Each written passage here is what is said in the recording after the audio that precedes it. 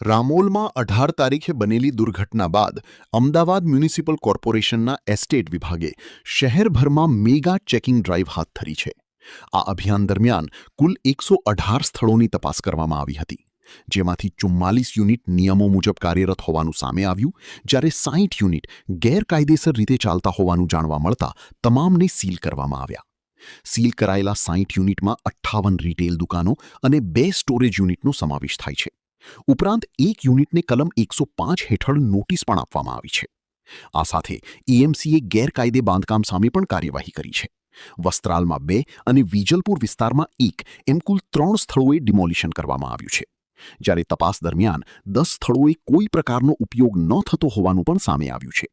શું કહે છે ટાઉન પ્લાનિંગના ચેરમેન, આવો સાંભળીએ. જે 18/7 તારીખે જે રામોલમાં જે ઘટના બની એ પછી આજે એસ્ટેટ વિભાગ દ્વારા 105 સાઇટ ઉપર નિરીક્ષણ કર્યું અને એમાં એ લોકોએ કાર્યવાહીમાં 14 જે રેગ્યુલર હતા, એમાંથી 105માંથી 44 રેગ્યુલર હતા. એ લોકોને જે નીતિ નિયમ પ્રમાણે ચાલતા હતા એવા 44 યુનિટ હતા. એકને એ લોકોએ કલમ 105 હેઠળની નોટિસ આપી છે અને 60 યુનિટ જે છે જેની પરમિશનો નથી, કોઈને ફાયર પરમિશન નથી કે કોઈને એસ્ટેટની પરમિશન નથી કે એવા 60 યુનિટ છે, એ 60 યુનિટને સીલ કર્યા છે. અને એમાંથી 2 સ્ટોરેજ હતા અને 58 જે રિટેલ કાઉન્ટર હોય, જે રિટેલ દુકાનો હોય તેવા યુનિટને સીલ કરેલા છે.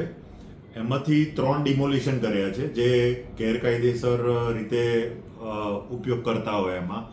એમાં એક દક્ષિણ પશ્ચિમ ઝોનમાં જે વેજલપુરની અંદર છે, જે સોસાયટીની અંદર હતું, તો એને એક ડિમોલિશન કર્યું છે અને 2 પૂર્વ સાઈડના હતા તો એને ડિમોલિશન કર્યું છે.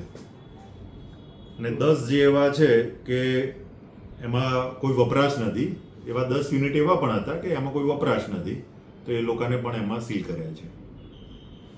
એટલે આજે આ રીતની એસ્ટેટ વિભાગ દ્વારા કાર્યવાહી કરવામાં આવી છે આજના દિવસમાં. ऐसे ही अन्य खबरों के लिए चैनल को सब्सक्राइब कीजिए.